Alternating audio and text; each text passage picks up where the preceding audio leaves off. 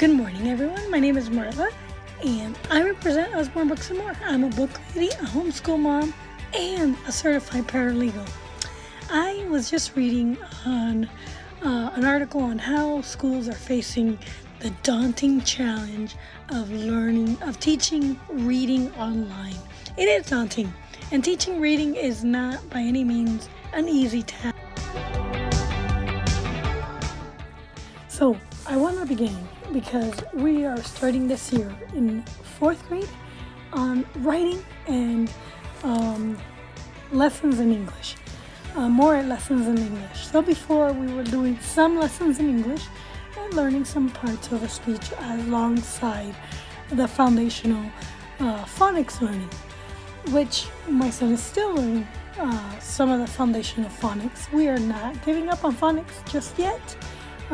He's only now beginning to evolve in phonics, and as he is learning to write and do more written work in English, I wanted to give you a video take on teaching reading online. I don't think you could do it. Number one, in the early years, kids don't really want to learn, don't want to be sitting in front of a screen learning how to read. Number two, not every kid is ready to sit down for work, and teaching reading and phonics only takes about 20 minutes. Okay, so ready or not,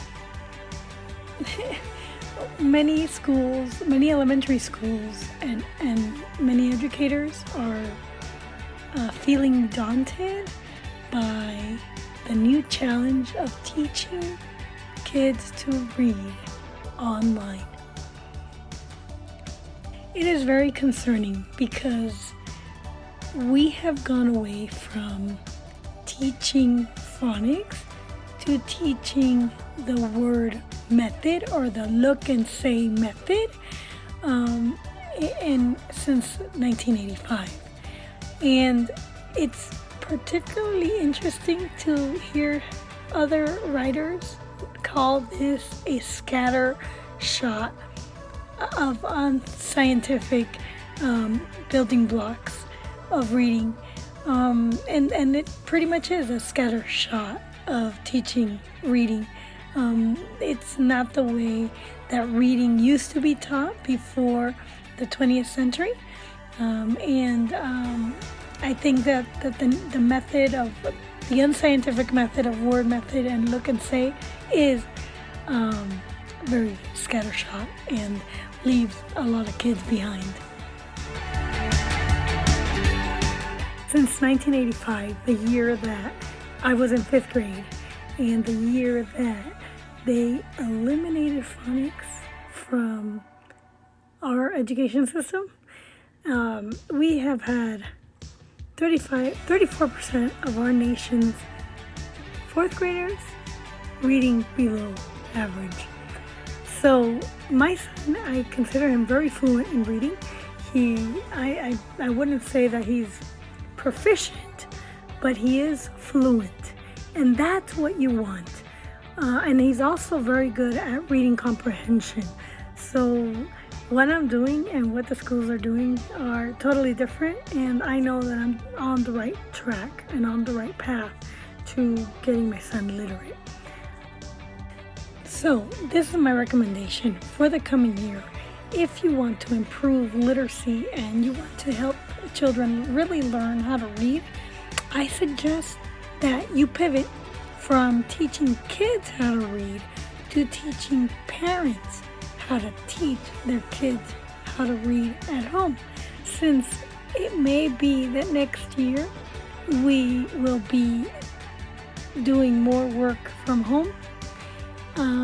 Maybe not, maybe, I hope not. We're in America, and this is still a free country, and I don't agree with COVID and making us stay home and the government controlling us with masks, silly little masks that protect some and don't protect others, and some of us will die and some of us will not. We're still a free country, and I don't agree with it. So what I suggest teachers do is that rather than teach reading online, which is kind of daunting, it is daunting and unpracticable, I suggest that you spend 30 minutes with parents, not even 30 minutes, 4 hours with parents, teaching them how to teach kids once a week.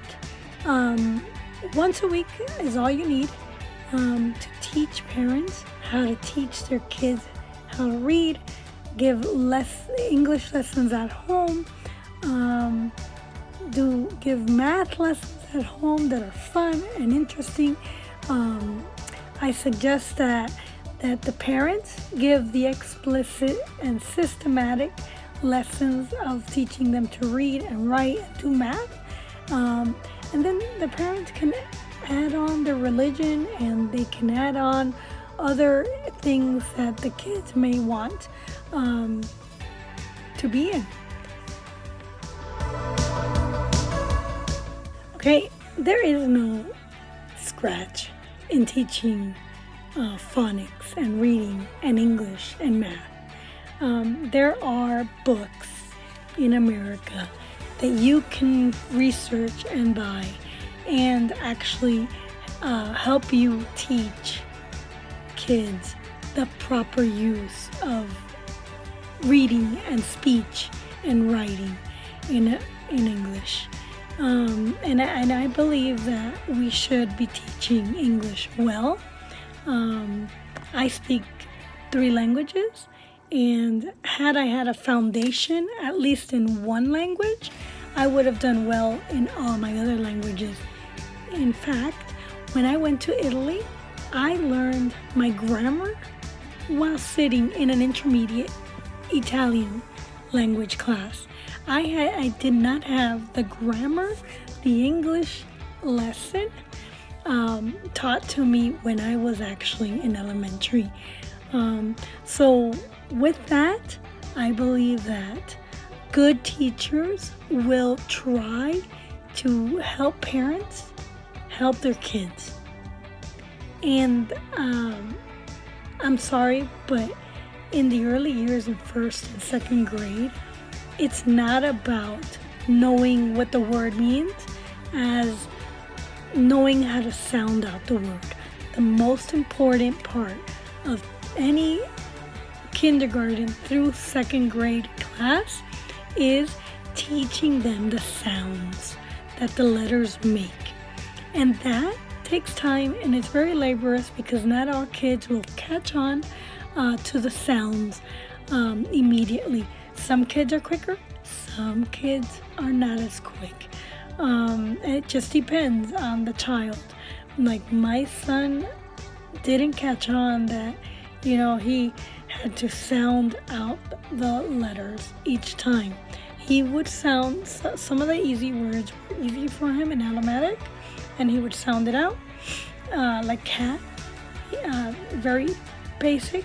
But when it comes to like many syllables, he didn't catch on until like last year, and we're still learning and adding because he doesn't know all the rules in the English language. So phonics will probably be until he's in 6th grade, 5th grade. We're not going to stop phonics until he has it down and he is reading.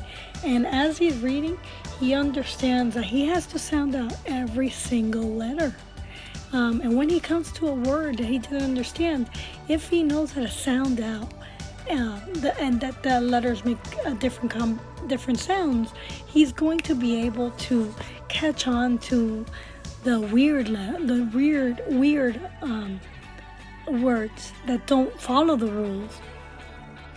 Thank you for watching, and please shop my books at k4699.myubam.com and go buy some books for your kids. Thanks.